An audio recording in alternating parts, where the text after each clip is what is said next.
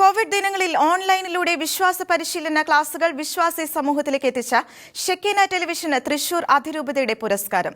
തൃശൂർ അതിരൂപത സഹായമെത്രാൻ ടോണി നീലങ്കാവിലിൽ നിന്ന് Shekinah television chairman brother Santhosh കരുമത്രയും content and program manager Arun ആന്റണിയും ചേർന്ന് പുരസ്കാരം ഏറ്റുവാങ്ങി.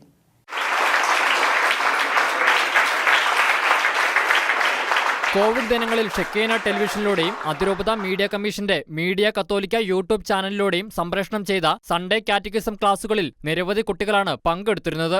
തൃശൂർ അതിരൂപതയിൽ നിന്നും അതിരൂപതയ്ക്ക് പുറത്തുനിന്നുള്ളവരുമായ നൂറുകണക്കിന് പേർക്ക് ടെലിവിഷനിലൂടെ സംപ്രേഷണം ചെയ്ത ക്ലാസുകൾ സഹായകരമായി. തൃശൂർ DBCLC ഹാളിൽ നടന്ന ചടങ്ങുകൾ അതിരൂപതാധ്യക്ഷൻ മാർ ആൻഡ്രൂസ് താഴത്ത് ഉദ്ഘാടനം ചെയ്തു. അതുകൊണ്ട് എന്നെ കൂടി കാറ്റഗിസം ടീച്ചർഷിപ്പിൽ ആ ടീച്ചേഴ്സായിട്ട് ഉൾപ്പെടുത്തിയില്ലെങ്കിൽ ഞാൻ നിങ്ങളെ ഒന്നാമത്തെ കാറ്റഗിസം ടീച്ചർ ഞാനാണ്. മെത്രാന്റെ വൈദികന്റെ ഒന്നാമത്തെ ഡ്യൂട്ടിയാണ്.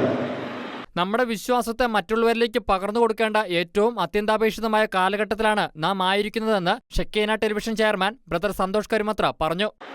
നമ്മുടെ വിശ്വാസത്തെ കൈമാറി കൊടുക്കുവാൻ പ്രത്യേകിച്ച് ഈ കാലഘട്ടത്തില് ഫെയ്ത്ത് ഫോർമേഷൻ ഏറ്റവും അത്യന്താപേക്ഷിതമായിട്ടുള്ള നാളുകളിലാണ് നമ്മൾ ആയിരിക്കുന്നത്. മതബോധന ഡയറക്ടർ ഫാദർ ഫ്രാൻസിസ് ആളൂരിന്റെ നേതൃത്വത്തിൽ 13 ഫൊറോനകളിലെ 37 ഇടവകകളിൽ നിന്നുള്ള വിശ്വാസ പരിശീലകരാണ് ക്ലാസുകൾക്ക് നേതൃത്വം നൽകിയത്.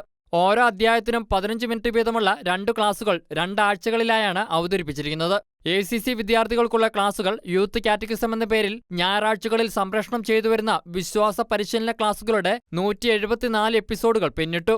ഇന്ന് നടന്ന ചടങ്ങിൽ ഓൺലൈനിലൂടെ ക്ലാസുകളെടുത്ത കാറ്റക്കിസം അധ്യാപകർ തങ്ങളുടെ അനുഭവങ്ങൾ പങ്കുവച്ചു. തുടർന്ന് ഓൺലൈനിലൂടെ ക്ലാസ് എടുത്ത അധ്യാപകർക്കും ഇതിനു പിന്നിൽ പ്രവർത്തിച്ചവർക്കും അതിരൂപത സഹായമെത്രാൻ മാർ ടോണി നീലങ്കാവിൽ പുരസ്കാരങ്ങൾ സമ്മാനിച്ചു.